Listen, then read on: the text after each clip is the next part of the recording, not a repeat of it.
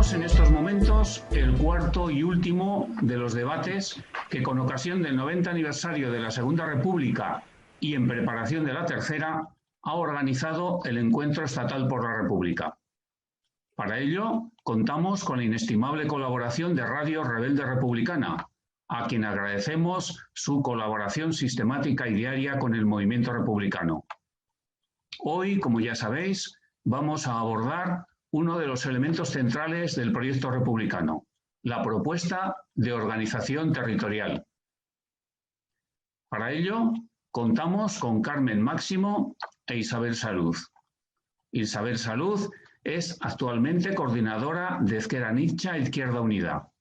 Catalana de origen, en la actualidad vive en Euskadi. Desde muy joven se inició en el movimiento vecinal y fue concejal de su pueblo, Sant Climent de Llobregat, en la provincia de Barcelona, hasta que se trasladó a Euskadi a vivir, donde realizó tareas en movimientos sociales y en el movimiento sindical, afiliada a comisiones obreras y delegada. Fue secretaria general del Partido Comunista de Euskadi, Euskadiko Partido Comunista, durante 10 años, hasta 2012, cuando asumió la coordinación de Ezker Anitza Izquierda Unida. Fue diputada en el Congreso bajo la candidatura de Unidas Podemos de 2016 a 2019. Por su parte, Carmen Máximo, ingeniera informática, profesora de secundaria. Carmen es secretaria de Málaga Republicana y pertenece a la Asociación de Familiares de Recuperación de la Memoria Histórica de Jerez de la Frontera. Es militante de Anticapitalistas y delegada sindical de la Federación de Servicios Públicos de la Unión General de Trabajadores. Vamos a comenzar, por lo tanto, este debate con una pequeña introducción de contexto. En las experiencias republicanas de 1873 y 1931, el modelo de organización del Estado fue uno de los ejes de la acción política, y en estos momentos es evidente que se presenta como un importante reto en la construcción de un proyecto republicano en España. En el marco de la Constitución de 1931, fue Cataluña la primera en aprobar el denominado Estatuto de Núria en 1932. En este contexto se dio un momento especial y yo creo que irrepetible cuando el 27 de mayo de 1932, discutiendo este proyecto en las Cortes, Lluís Companys, presidente del Grupo Parlamentario de Esquerra Republicana de Cataluña, pronunció un «Viva España», seguido con un «Visca Cataluña» de Manuel Azaña. Momento irrepetible. La victoria de la derecha en 1933 y la sublevación de 1936 interrumpieron el proceso, que continuó en plena guerra con la aprobación del Estatuto Vasco el 1 de octubre de 1936. Superada la dictadura, la Constitución de 1978 abordó este tema por medio de lo que se ha venido a llamar Estado de las Autonomías. Hoy es evidente la quiebra de este modelo, quiebra que se expresa especialmente en la situación en Cataluña, donde la posición sobre la independencia ha logrado ocultar el esquema derecha-izquierda, y vemos cómo fuerzas nacionalistas como la CUP Esquerra Republicana pactan con los representantes de la burguesía catalana en torno a este objetivo. ¿Cómo hemos llegado a esta situación? Es la primera pregunta a la que os pido que contestéis. Pasaremos después, en la segunda parte, al proyecto que, en vuestra opinión, debe presentar el proyecto de Tercera República. Y después responderemos a las preguntas de los compañeros y compañeras que nos las hagan llegar. Carmen, creo que puedes comenzar. Muy bien, muchas gracias. A esta complicada situación. Muchas gracias por invitarme a este debate. Y bueno, yo quiero contextualizar un poquito ha hecho un buen repaso, nuestro compañero, de cómo hemos llegado hasta aquí, ¿no? Y quiero otra vez retrocedernos hacia ese contexto social y político que había justo antes de la dictadura para entender la Constitución que tenemos, ¿no? Justo antes de lo que fue la muerte de Franco, del dictador, había un ambiente muy convulso tanto en Europa como en el resto de países de Latinoamérica o de otros continentes. Tenemos que recordar que, por ejemplo, en el año 73 fue cuando el gobierno popular, de Unidad Popular de Santiago, de Salvador Allende, perdón, fue derrocado, ¿no?, por la dictadura, por Pinochet, o cómo también se consiguió terminar con la dictadura de los coroneles en Grecia, o cómo en los años próximos al 73 en Portugal se produjo la revolución de los claveles, ¿no?, aquello que llenó de ilusión a las clases trabajadoras y populares. Tanto así que los medios del establishment, del status quo, hablaban de que se iba a instaurar el socialismo en el país vecino, ¿no? Fue un aliento para toda nuestra clase. ¿Qué ocurre aquí en España? Bueno, pues que el dictador, antes de morir, se encargó de hacerle un lavado de cara a lo que era la monarquía. El rey don Juan abdicó y preparó la sucesión de Juan Carlos I de Borbón. Con esto, ¿qué quiero decir? Que justo cuando murió, o sea, después de la muerte de Franco, en los primeros años del posfranquismo, tenemos que recordar que, bueno, esta famosa transición gatopardiana, que dicen que cambió todo para que no cambiara nada, se basaron en las negociaciones que hubo entre los dos principales partidos obreros y yo creo que el sector, en mi opinión, ya discutiremos los tres, ¿no?, más inteligente del aparato neofranquista del Estado, que era franquista, no neofranquista, que era el de Adolfo Suárez, ¿no? Más adelante se supo de las conversaciones que había habido entre el Partido Comunista Eurocomunista de Carrillo y Adolfo Suárez, y cómo el PSOE, cada vez más derechizado, de Felipe González, también participó, y se llegaron a una serie de acuerdos con conversaciones que algunos militantes han dicho que llegaron hasta ser semanales, ¿no?, pues a ese pacto que acababa con la ilusión de miles y miles de militantes y trabajadores y trabajadoras que habían vivido esos años convulsos, que yo creo que eran años revolucionarios de los años 70, ¿no? No se nos puede olvidar que tanto el Partido Comunista como UGT y el PSOE, tenían una gran influencia sobre UGT y comisiones obreras, ¿no? Entonces, en el año 76, el Partido Socialista defendía el derecho de autodeterminación y en las primeras elecciones posfranquistas, el Partido Socialista ganó en las 4 provincias vascas, con un proyecto estatal. Igualmente, en Cataluña, el PSUC, que era el Partido Comunista Catalán, más el PSOE, quedaron por delante de Convergencia y Unión, ¿no?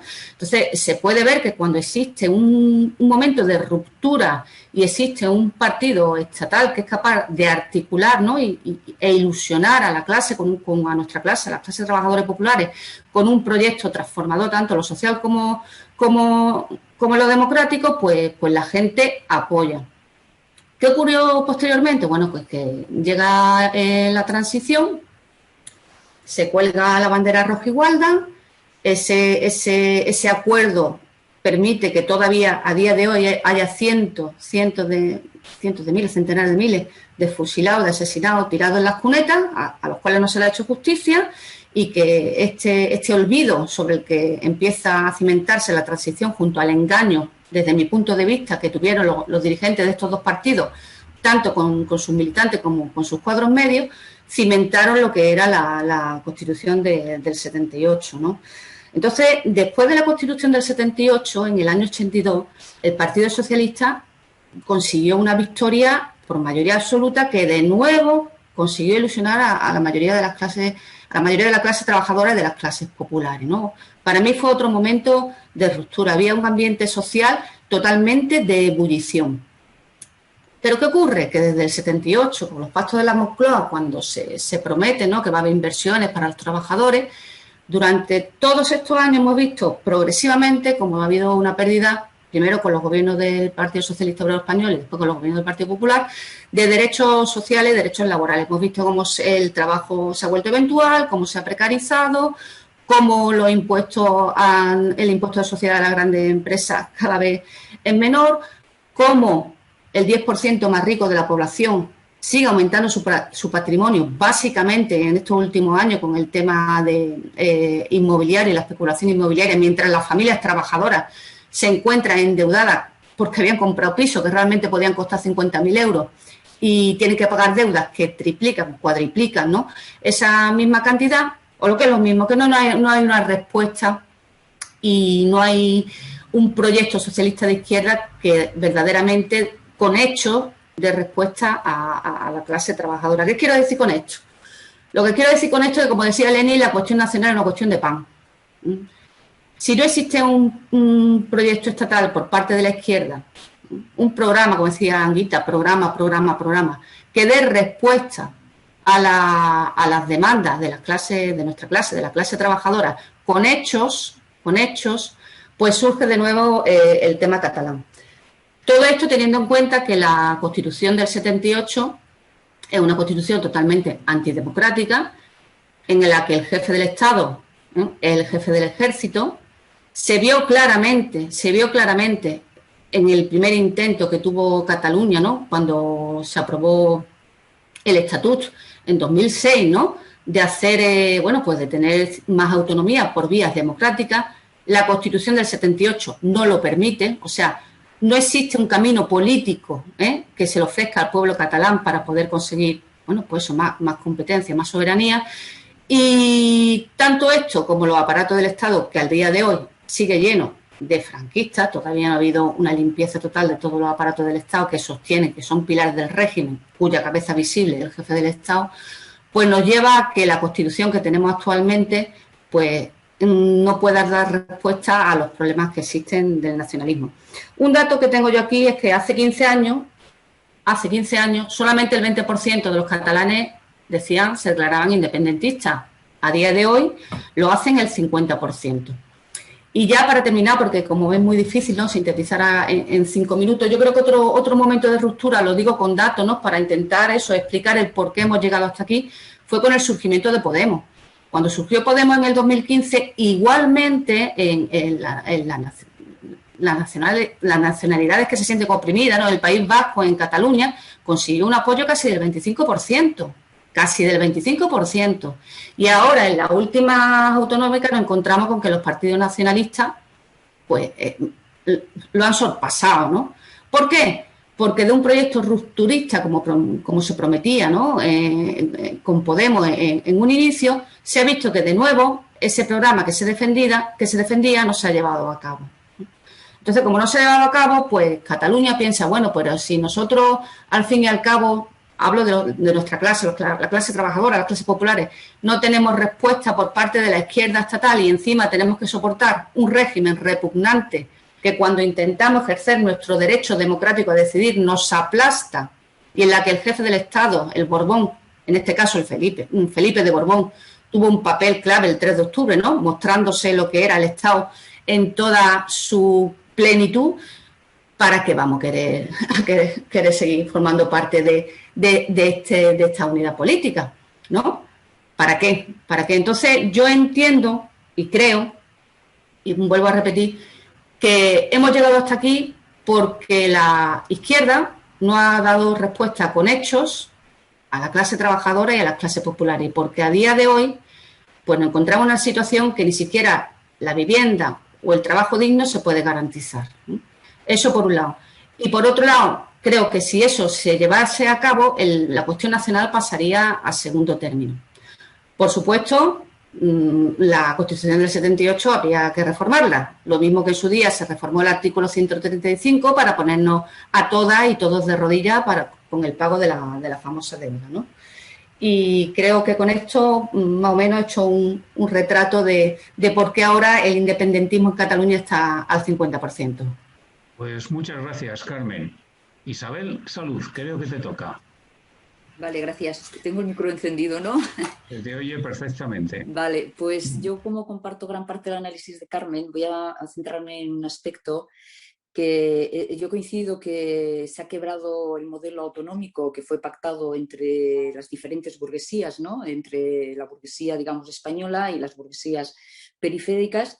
Y bueno, esto ha quebrado y se está manifestando pues, de una forma muy fuerte, sobre todo en Cataluña. Se manifestó de alguna manera anteriormente en Euskadi, recordaréis el plan Ibarretxe, pero eso tuvo bastante menos intensidad. Pero bueno, era una manifestación, ¿no?, de esa quiebra de ese modelo del 78, ¿no? Claro, en Cataluña la derecha actualmente está hegemonizando este proceso de descontento, ¿no?, descontento de la gente, pero además desde digamos, una vertiente solamente territorial, ¿no?, digamos, desde la vertiente de la necesidad de separarse de España, ¿no? Pero en absoluto se menciona la vertiente que para nosotras, y por lo menos desde la filosofía, desde la tradición que vengo yo, la tradición comunista, ¿no? Para nada entran en la vertiente social, ¿no? Porque ahí no les interesa en absoluto. Así, pues conocemos sus propuestas en el ámbito territorial, que es la independencia, pero no conocemos sus propuestas en el ámbito social. ¿Qué modelo de sociedad quieren construir en Cataluña? ¿Qué economía? ¿Al servicio de quién? Esto es muy importantísimo para la gente, para el pan de cada día, para la clase trabajadora, ¿no? ¿Hacia dónde vamos? ¿Qué economía? Y esto, sin embargo, está fuera de debate en Cataluña, ¿no? La gente ha creído... en estos momentos de crisis, la gente en Cataluña ha creído que la independencia le supondría vivir mejor, ¿no? Digamos, ha canalizado su frustración, la frustración que todos y todas tenemos, ¿no? En tiempos de crisis, esa frustración, esa necesidad, esa penuria, ¿no? Lo ha canalizado hacia un ideal de independencia, pensando que con la independencia vivirían mejor, por aquello de que en Euskadi también se usa mucho, España nos roba. Y por tanto, España también es causante de parte de nuestro déficit social, ¿no? Y esto es absolutamente incierto, ¿no? Y esto no es cierto porque además, en un momento de globalización, las decisiones económicas se toman a nivel global y no a nivel local, ¿no? Y por tanto, a mi entender, hay que combinar, ¿no? Hay que combinar las estrategias globales con las estrategias locales. No valen solamente las estrategias locales. En estos momentos tenemos que buscar alianzas mucho más allá de nuestras fronteras. Y cuando estoy hablando de fronteras, no solamente estoy hablando de fronteras de Euskadi y de Cataluña en este caso, ¿no? Sino fronteras, romper fronteras con los pueblos y las necesidades de otros pueblos del conjunto de España, que tenemos desde el punto de vista social necesidades parecidas y por tanto tenemos que buscar alianzas con otros pueblos del conjunto del Estado, pero yo me atrevería a decir que superen además fronteras, porque hoy vivimos en una economía globalizada y la solución no vendrá solamente por lo local. Lo local tendrá su importancia, pues son dos aspectos que se combinan y tienen importancia, lo local y lo general. Pero estos son elementos fundamentales que están desaparecidos del debate en Cataluña y que, por otra parte, ni la burguesía catalana ni la burguesía vasca ni siquiera se lo plantean. Por tanto, yo dejo aquí la reflexión como un elemento a la hora del análisis no solamente territorial, sino también un elemento social. Porque luego voy a entrar, cuando hablemos de qué modelo de país defendemos, voy a entrar un poco también recuperando lo que es lo social y lo que es lo territorial, que para mí es absolutamente inseparable. Pues gracias. No sé lo que pensarán las personas que nos están viendo o escuchando, pero me da la impresión de que las dos aportaciones se han complementado perfectamente y habéis dado una misma visión desde dos puntos de vista complementarios y necesarios. El problema viene después, como dijo aquel que murió hace casi 100 años. ¿Qué hacer? Viene lo más difícil y da la impresión de que la izquierda transformadora, por lo tanto la que quiere transformar de verdad o la que queremos transformar de verdad, tenemos una enorme responsabilidad que no sé si se corresponde con las fuerzas que tenemos y es de qué proyecto, qué es lo que tenemos que hacer, dónde queremos llegar y cómo queremos llegar. Espero que nos deis alguna luz sobre este tema tan extremadamente arduo. Pues me parece que ahora, como ha empezado Carmen, pues ahora te toca a ti, Isabel, la que podrías empezar. ¿Qué hacer? Sí, ¿qué hacer? Bueno, en primer lugar, yo creo que es importante definir el proyecto que nosotros ofrecemos a la ciudadanía, ¿no? Yo creo que es muy importante, yo creo que ese proyecto lo tenemos desde Izquierda Unida y bueno, yo comparto que las cosas y los cambios sociales no son fáciles, ¿no? Que hay que acumular fuerzas, en fin, es un proceso largo y bueno, y muchas veces, bueno, tantas generaciones no han visto los cambios en su vida, ¿no? Quiero decir, muchas veces queremos cambios que se cumplan en una edad, en un periodo de tiempo correspondiente a nuestros años y eso no suele ser así, ¿no? Pero bueno, yo digo aquello de paciencia revolucionaria, ¿no? Y a largo plazo. Bien, está claro que nosotras, y más en estos días, nos reivindicamos republicanas, ¿no? Celebramos el 14 ahora de abril, 31, como sabéis que se proclamó la Segunda República, ¿no? Y yo voy a hablar de ese modelo de Tercera República, de las características que planteamos de Tercera República, bueno, que sea federal, que sea socialista, ¿no? Que defendemos actualmente. Pero antes de entrar en las características concretas, que voy a hacer un detalle concretito y breve, ¿no? de estas características, quiero hacer un par de apuntes históricos breves sobre la cuestión nacional, ¿no? En el año 1935, en Bilbao, se celebró el Congreso Constituyente del Partido Comunista de Euskadi, del EPK, ¿no? Y se aprobó su acta fundacional. Y en esa acta fundacional voy a leer algunos párrafos que ya entonces se decían, ¿no? Sobre el derecho, lo de nacional y de clase, el derecho de autodeterminación. Decía, el Congreso Nacional del Partido Comunista de Euskadi reconoce plenamente la existencia de la nacionalidad vasca, que lucha por sus derechos nacionales frente al imperialismo español que la sojuzga en combinación con la burguesía vasca y los grandes propietarios de Euskadi. La constitución del PC de Euskadi significa impulsar grandemente la lucha revolucionaria por la liberación nacional, que constituye al mismo tiempo un factor decisivo para la liberación económica y social de las masas de nuestro país frente a la explotación de la propia burguesía nacional y del imperialismo español opresor del pueblo vasco. Por tanto, dos caras de la misma moneda. No primero hacemos país y luego decidimos del modelo, ¿no? Nosotros ligamos la construcción o la liberación nacional con la construcción o la liberación social, ¿no? Por tanto, consideramos que mayores cuotas de autogobierno deben estar al servicio de la mayoría social y no al servicio de las burguesías de las nacionalidades, ¿no? Esto es lo que decíamos en torno al derecho a decidir ya en esa época, en el año 1935, aunque parezca mentira, los primeros que hablamos de autodeterminación en Euskadi no fue el PNV, fue el Partido Comunista de Euskadi. Esto es poco conocido, pero es cierto, ¿no? Y nosotros sobre planteamos la cuestión nacional sobre 4 pilares, ¿no? El primer pilar es el reconocimiento de una nación, en este caso de la nación vasca, ¿no? El reconocimiento de que hay una nación con una personalidad nacional. El reconocimiento. La segunda, la unidad, como decía, entre lo social y lo nacional. No podemos decir que defendemos a la sociedad vasca si no defendemos sus tierras, por supuesto su tierra, sus costumbres, su idiosincrasia, pero también el bienestar de la gente en esa nacionalidad. Es inseparable. Eso es lo que hace el PNV y las fuerzas de la burguesía. Las fuerzas de la burguesía pues se llenan la boca de hablar de defensa de su patria, pero a la hora de pensar en el bienestar de su patria, pues lo que hacen es que la explotan en beneficio propio. Por tanto, para nosotras hablar de la cuestión nacional es ligar estos dos aspectos, ¿no? Y por supuesto, el tercer elemento, tercer pilar básico de la cuestión nacional es el internacionalismo, ¿no?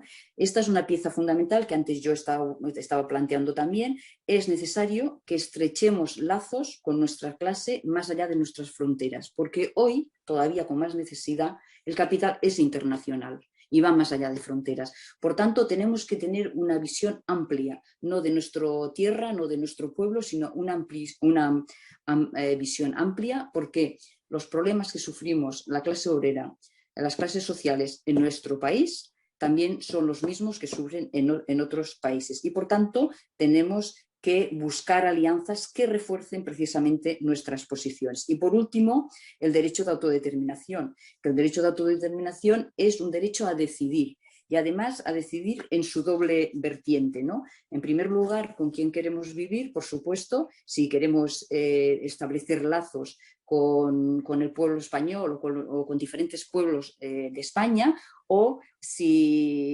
con quién queremos decidir vivir. Esto es una decisión, esto es como una convivencia y, por tanto, el derecho a decidir desde con quién queremos, desde lo territorial, por decirlo de alguna manera, y también el derecho a decidir en aquellos aspectos sociales. Queremos decidir participar en todos los aspectos sociales que nos incumben. Quiere decir que la gente tenemos que salir de nuestras casas y tenemos que decidir en la gestión pública, ¿no? Por tanto, en esa doble vertiente defendemos el derecho a decidir. Claro, esto no lo hace las burguesías. Las burguesías no quieren que decidamos fuera de nuestro ámbito. Por ejemplo, un tema muy significativo es en las empresas. Hoy en día todavía la democracia se queda a las puertas de las empresas. Los trabajadores y las trabajadoras no podemos decidir sobre el proceso productivo de la empresa, de una empresa que al fin y al cabo nosotros contribuimos a que crezca, ¿no? Pues la democracia también tiene que entrar en las empresas, por supuesto en los barrios, en la economía, en todos aquellos aspectos que nos afectan. Eso también es derecho a decidir. Sin embargo, eso las burguesías aquí no quieren entrar, ¿no? Por tanto, es una reivindicación básica que conlleva el protagonismo popular directo en la toma de decisiones. Eso es un elemento fundamental. Por eso también queremos decidir la jefatura del Estado, ¿no? Y rechazamos la monarquía en pleno siglo XXI. Aquí tenemos mucha coincidencia, ¿no? Es un anacronismo histórico que corresponde a otros siglos, ¿no? Y por tanto defendemos esa república federal y socialista con una serie de valores, por supuesto, solidario, de justicia, fraternal, bueno, que los conocemos desde la izquierda, ¿no? Eso es lo que queremos. Y para eso hemos elaborado, hemos hecho muchas elaboraciones desde Izquierda Unida, pero tenemos una propuesta elaborada. Yo, para no agotar mucho tiempo, lo que voy a hacer es simplemente mencionar algunos aspectos sin profundizar en muchos de ellos, ¿no? Por empezar, decimos que nosotros entendemos el momento político actual desde, como decía, dos necesidades. Primero, encajar adecuadamente la realidad plurinacional del Estado, hay que encajarla porque no está bien encajada y de ahí tenemos los problemas. Y en segundo lugar, de la necesidad de acabar con el desmantelamiento que se está dando del sistema democrático y de derechos que estamos sufriendo, ¿no? Por tanto, apostamos por una construcción de un Estado federal socialista donde el debate, repito, territorial se desvincule al debate social. No nos interesa que se desvincule y eso tiene que quedar absolutamente claro y es vital. Apostamos por un Estado que sea compuesto, a su vez, y llamamos estados, por estados. Sus estructuras tendrán un carácter mixto, con elementos que sean unitarios de todo el Estado y elementos que sean federativos, solamente de las partes, ¿no? Y la soberanía que proponemos es que sea compartida por todas las partes. No existirán relaciones de subordinación, sino de coordinación. No vale que España en su conjunto, sino relaciones de coordinación. El federalismo que proponemos se basa en la idea de pacto y negociación multilateral de todas las partes. Defendemos que el derecho a decidir alcance, como antes decía, alcance además de la ciudadanía en cuanto a habitantes de un territorio, a la ciudadanía, antes lo decía, en cuanto a poseedores de derechos democráticos y sociales, ¿no? Antes lo estaba diciendo, pues eso también se incluye en este modelo que hemos diseñado, ¿no? Apostamos por la unidad federal, pero desde el reconocimiento de la plurinacionalidad, que defiende la igualdad de derechos y servicios básicos, para toda la ciudadanía, viva donde viva. Básicos, que quiere decir que pueden ser más, pero que tiene que haber servicios básicos, ¿no? La Constitución Federal, que para nosotros deberá recoger la participación de las unidades federadas, nosotros incluso le llamamos o estados, pero bueno, unidades federales o estados federados, en la conformación de la voluntad federal o global. Quiere decir, tiene que haber participación de todas las partes, ¿no? Federadas. Un Estado, como no podía ser de otra manera, y antes comentaba, de alta intensidad democrática. Por tanto, no hay ningún tema en el que la ciudadanía pueda quedar al margen, ninguno. Y como decía antes, tampoco en el proceso productivo. Protagonismo de la voluntad popular, expresada mediante referéndums o mediante otras formas de participación ciudadana, ¿no? Luego, el pacto constitucional se debe basar en el principio de cosoberanías o soberanías compartidas, nunca una soberanía mayor que la otra, ¿no? El reparto de atribuciones políticas y de competencias en la Constitución, esta federal que proponemos, tiene que emanar de ahí la decisión, digamos, cosoberana de las unidades territoriales que se federan, ¿vale? Luego, el reconocimiento, como no podía ser de otra manera tampoco, de la realidad plurilingüe y pluricultural de nuestro país, ¿no? Igualdad de derechos de los estados federados, ¿no? Y será un pacto entre iguales, que esto es un elemento fundamental, ¿no? Hablamos de principio de subsidiariedad, ¿no? Porque nosotras apostamos por el municipalismo. Es el nivel político-administrativo más cercano a la ciudadanía, ¿no? Y por ello es la institución que conoce más de cerca las necesidades de la gente, ¿no? Y por tanto puede actuar de una manera más directa. Hay que añadir una financiación insuficiente. Ya sabéis que hoy en día es la administración menos financiada, los ayuntamientos. Y por último, como es obvio, todos los cargos públicos tienen que estar al alcance de toda la ciudadanía. Pueden ser elegidos y bajo su control. Y, por supuesto, en este caso también la jefatura del Estado. Y esto es, de forma muy breve, los principales rasgos que nosotras proponemos como este nuevo modelo federal que encaje todas las realidades y nos sintamos cómodas en él. Muchas gracias. Pues muchas gracias, Isabel.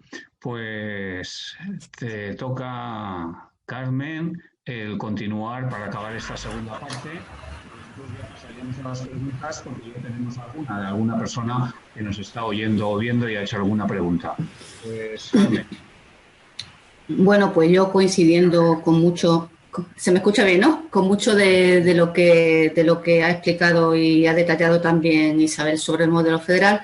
Yo creo que en la organización territorial, en el nuevo modelo, lo primero que hay que dejar claro es que tiene que haber un punto de ruptura con el régimen del 78, con lo que supone tanto, bueno, la monarquía como los aparatos del Estado. Tiene ese punto de ruptura, pues, como se ha dicho, se abriría con un proceso constituyente, tendría que haber un referéndum democracia o república. Si gana la república, se abriría un proceso constituyente y en ese proceso constituyente tiene que estar el derecho de autodeterminación. Tiene que estar el derecho de autodeterminación y que aquellos pueblos del territorio que se reconozcan como tal puedan decidir, porque no se puede estar obligado ni se puede hacer ningún engarce ni enlace obligando por ninguno de los medios a cualquier pueblo que se considere soberano. Con respecto al tema de la burguesía, estoy muy de acuerdo con lo que ha comentado Isabel, pero yo creo que una forma de ganarse el oído de catalanes y de vascos para que no se quieran ir de esa República Federal,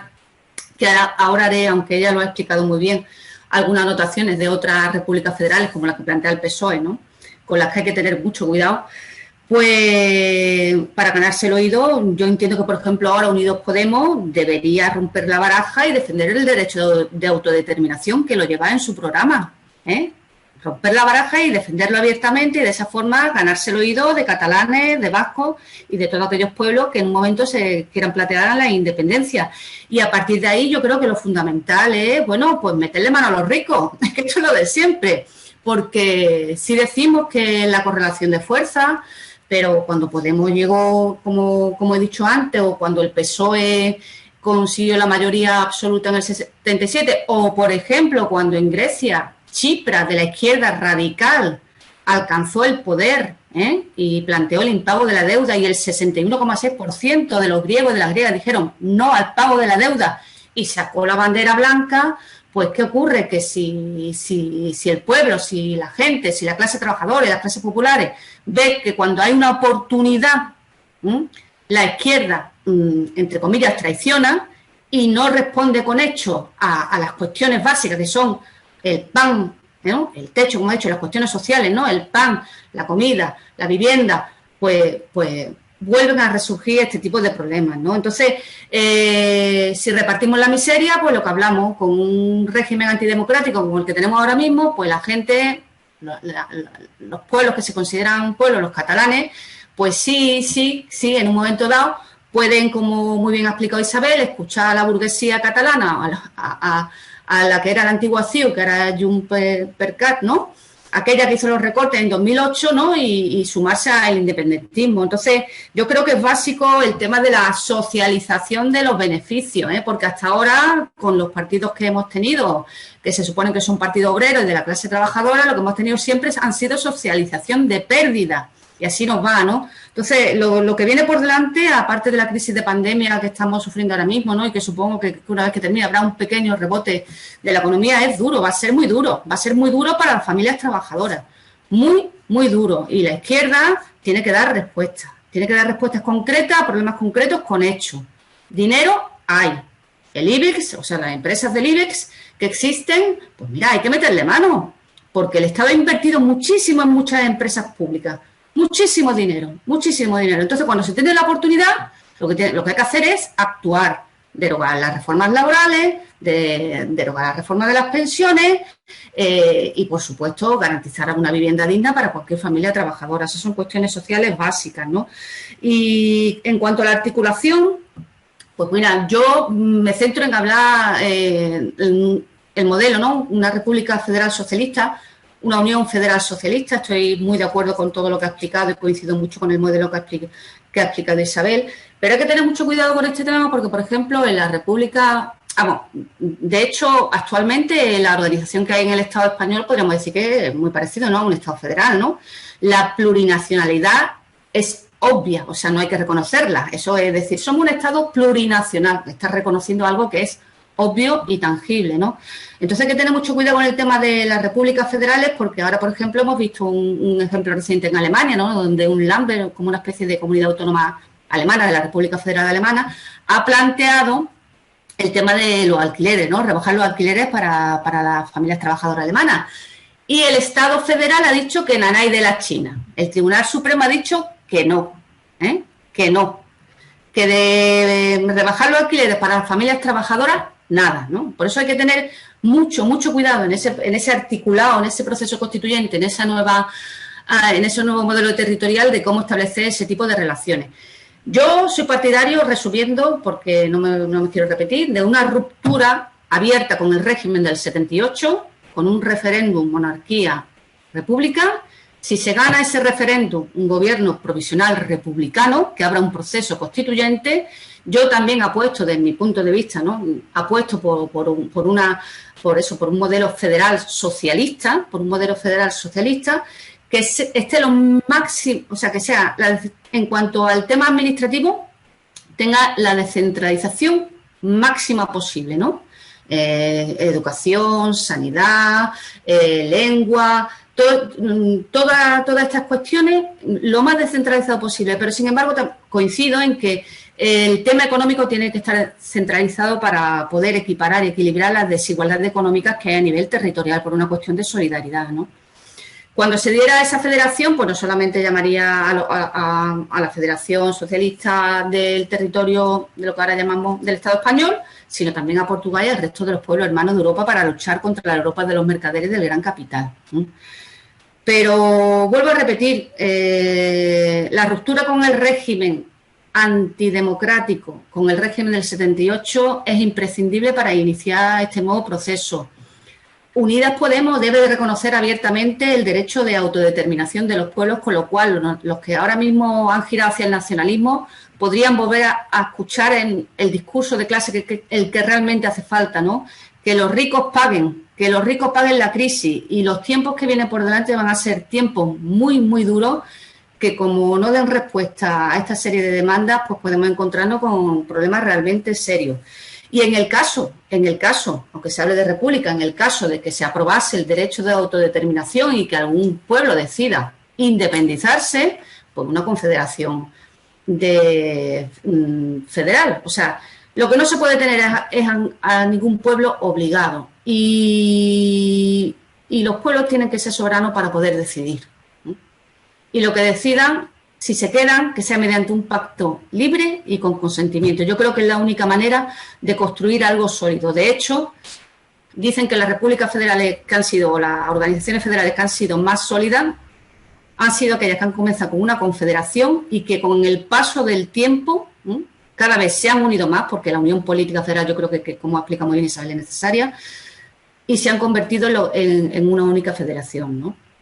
Ese es mi punto de vista. Ruptura con el régimen del 78, derecho de autodeterminación defendiéndolo abiertamente y, por supuesto, meterle mano a los ricos, que no es ninguna utopía, que se puede hacer porque llevamos ya muchos años las clases trabajadoras y las clases populares socializando las pérdidas y ya es hora de que alguien gobierne socializando los beneficios en beneficio de la mayoría que somos las clases populares y trabajadoras. Pues muchas gracias, Carmen. Pasaríamos a la tercera y última parte. Para ello tengo aquí un par de preguntas, pero yo antes, no por echar agua, pero sí quería hacer una consideración, a ver cómo comentáis. Todo eso es, desde luego, es evidente que tenemos que abrir paso a ese proceso, pero el problema que tenemos es que para abrir paso a ese proceso, a mí me da la impresión de que es imposible abrir mínimamente ese proceso democrático si no somos capaces de generar un movimiento sostenido en el tiempo, muy sostenido en el tiempo, de movilizaciones. Y simplemente yo por recordar que ha habido algunas movilizaciones extraordinariamente importantes que hemos sido capaces de armar y que nosotros mismos y nosotras mismas, y no voy a entrar en detalle, las hemos roto, como fueron las marchas de la dignidad. Digamos, pan, trabajo, techo y dignidad. Y fuimos capaces de una organización desde todo el Estado, con nuestras contradicciones y problemas, en fin, los que siempre hay, de generar una movilización extraordinariamente importante que, como dijo el clásico, por culpa nuestra, fuese y no hubo nada. O sea que, ¿con qué fuerzas? ¿Cómo vamos a empezar a generar esa acumulación de fuerzas, ¿no? Otra consideración, y luego las preguntas. Yo creo que con las fuerzas nacionalistas y con las que se reclaman de izquierdas más, evidentemente, tenemos un largo camino que recorrer. No sé si compartís esto en este tema. Luego ya discreparemos cuando se vote, pues yo personalmente votaré que no a la independencia y punto. Pero habremos llegado a ese proceso democrático y hasta ahí deberíamos ser capaces de recorrer ese camino. Tengo la impresión de que en este momento no están por la labor. Y después ya hay dos preguntas que se unen porque Miquel Jiménez, Arratsaldeon Miguel, me dice: ¿por qué Unidas Podemos no rompe la baraja pidiendo ya el derecho de autodeterminación como se defiende en el programa electoral? Y César, no sé si será César el compañero o compañera, dice: Unidas Podemos no defiende el derecho de autodeterminación, defiende una suerte de proceso constituyente donde se construye una república federal donde todos los pueblos se sientan cómodos. Otra persona nos pregunta, Francisco Javier Fernández, Arratsaldeon, Suriere, ¿qué modelo territorial planteáis para Castilla y a Madrid dónde lo pondríamos? Como veis, estamos muy optimistas porque ya estamos entrando en el detalle. Pues ahora vuestro turno de forma indistinta. Pues si os parece que Carmen ha terminado, sigo yo, ¿no? Y Sí. nos vamos turnando. Bueno, yo, la verdad es que todo esto que estamos hablando depende de la correlación de fuerzas. Si no hay una correlación de fuerzas favorable a la izquierda, ¿no? A las ideas de cambio, de ruptura con el presente, no vamos a cambiar, ¿no? Es correlación de fuerzas y acumulación de fuerzas. Para que haya una correlación de fuerzas favorables al cambio, esto es básico, ¿no? Tenemos que ir acumulando fuerzas, ¿no? Acumulando fuerzas. Ahora mismo estamos en una situación muy difícil, muy complicada. Es verdad que, bueno, complicada y compleja a la vez, ¿no? Porque es verdad que tenemos un gobierno de coalición que es una novedad y tiene un programa avanzado, ¿no? Con todas sus limitaciones, ¿no? Y que las cosas hubieran sido muy diferentes si no hubiéramos tenido un acuerdo de coalición, ¿no? Quiere decir, ¿qué pasaría en estos momentos con un gobierno de la derecha en nuestro país, ¿no? Pero bueno, no quiero entrar en eso. A lo que me refiero fundamentalmente es que para cambiar las cosas es necesario que acumulemos fuerzas y tiene que haber una correlación de fuerzas favorables para que la izquierda cambiemos las cosas. Y hay que constituir bloque de progreso, ¿no? Un bloque de progreso, a mi entender, sobre la base de dos aspectos. Primero, que nos cuesta bastante a la izquierda, es un programa compartido. Es decir, vamos a ponernos de acuerdo, esto es lo que hemos intentado con Unidas Podemos, ¿no? Ponernos de acuerdo en un programa compartido, ¿no? Y a partir de ahí lo que no compartamos forma parte de la diversidad.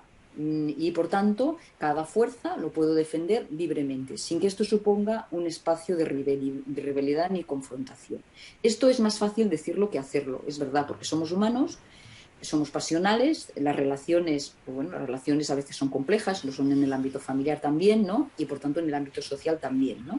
Pero tenemos que apuntar a ese camino, a la necesidad de, para tener correlación de fuerzas favorables es necesario que unamos nuestras fuerzas.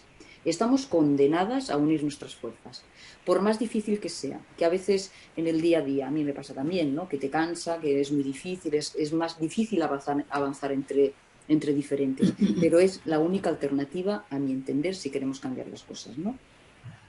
Con las fuerzas nacionalistas tenemos un largo camino. Bueno, con el PNV posiblemente que no, depende de que hay fuerzas nacionalistas, ¿no?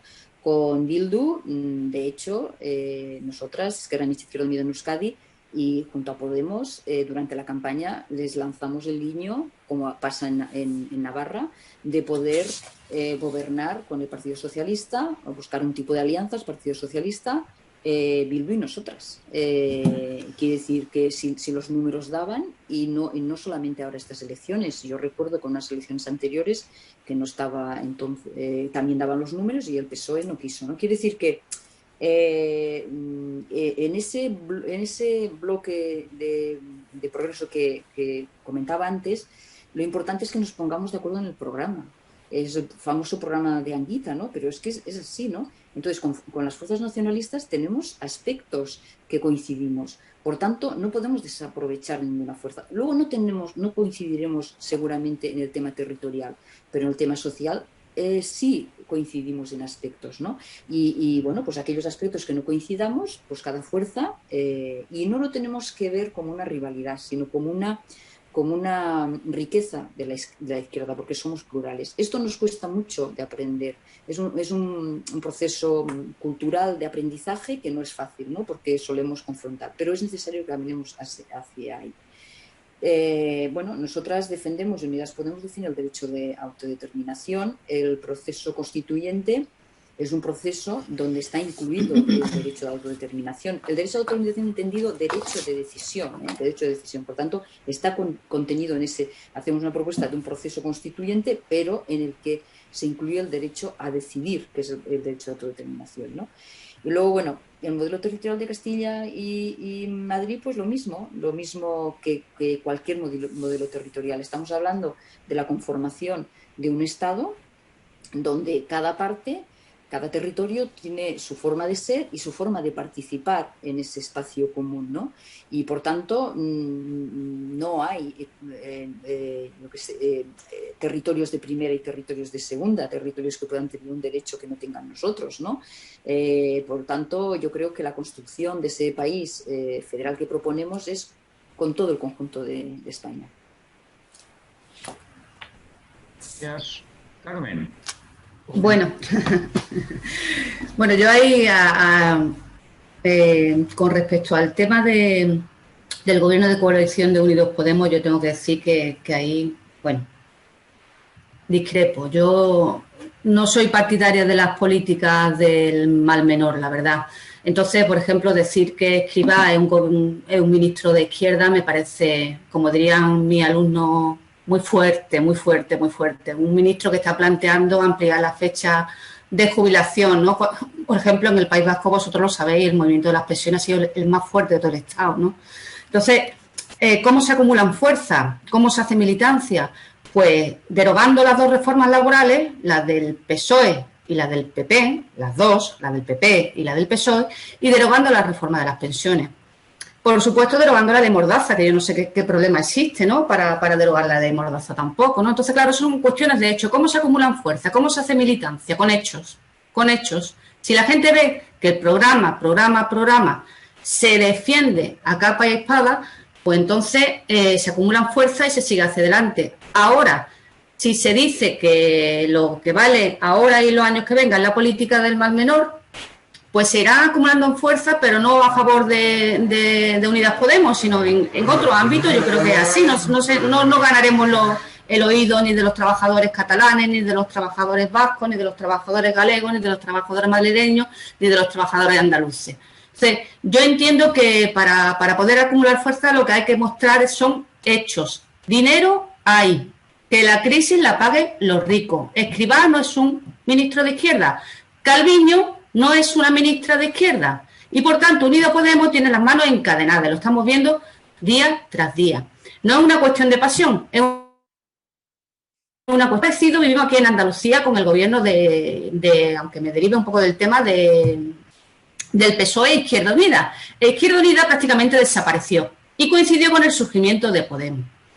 Yo estoy totalmente de acuerdo con el tema de la correlación de fuerzas, pero también hay que recordar, y por eso he puesto encima de la mesa lo que pasó con el Syriza, cuya sigla significaba la izquierda radical griega. El Partido Radical claudicó con un apoyo del 61,6%. A ver si había allí acumulación de fuerza, ¿no? Entonces, lo que no acumulan fuerza y lo que hace que cada vez la izquierda retroceda más y favorezca el avance de la ultraderecha, que hay que escuchar el discurso que tuvo el señor el impresentable Abascal en el Parlamento, ¿no? Cómo se dirige a la clase trabajadora, lo da la falta de respuesta de la izquierda, más que el tema del independentismo, la falta de respuesta de la izquierda. Igualmente, el independentismo crece porque no existen hechos que certifiquen que la izquierda estatal resuelva sus problemas. Y repito, Podemos, cuando surgió, tenía un apoyo del 25%. Vosotros sabéis que ahora mismo Unidas Podemos, en las últimas elecciones, pues lo han superado con creces los partidos independentistas, ¿no? Eso en cuanto al tema de la acumulación de fuerza y de la militancia. Y la militancia se hace así. La militancia se hace pues llamando y defendiendo abiertamente la derogación de las reformas laborales y la derogación de las pensiones y no acatando la política del mal menor como si no se pudiera hacer nada más. Yo la última noticia que tengo con respecto a este tema es que venía en una noticia de Redacción Médica que el Congreso por mayoría había votado en contra de liberalizar las patentes. Eso demuestra el sistema en que vivimos, el sistema capitalista, que pone el capital por encima de la vida de la mayoría social, de las clases trabajadoras y de las clases populares. Entonces, mientras las clases trabajadoras catalanas, vascas, galegas, madrileñas, andaluzas, no tengan una respuesta a esas demandas, pues girará. Y la sociedad estará cada vez más polarizada, tanto en el tema del independentismo como en el tema de la ultraderecha.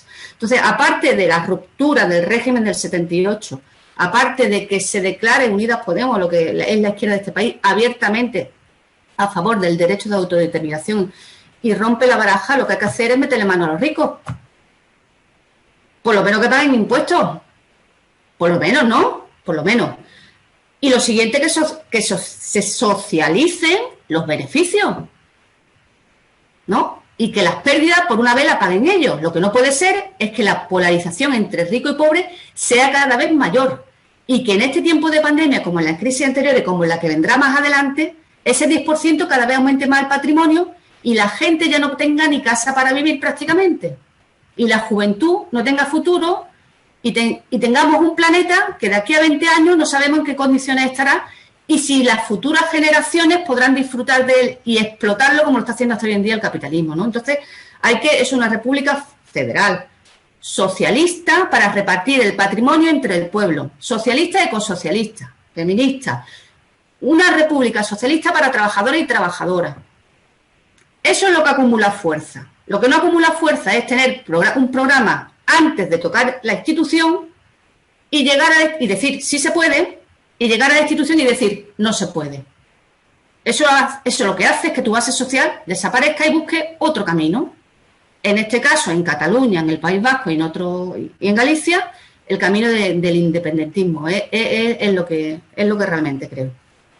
Pues es una pena porque ahora creo que se abría un debate. Siempre es interesante. Sí.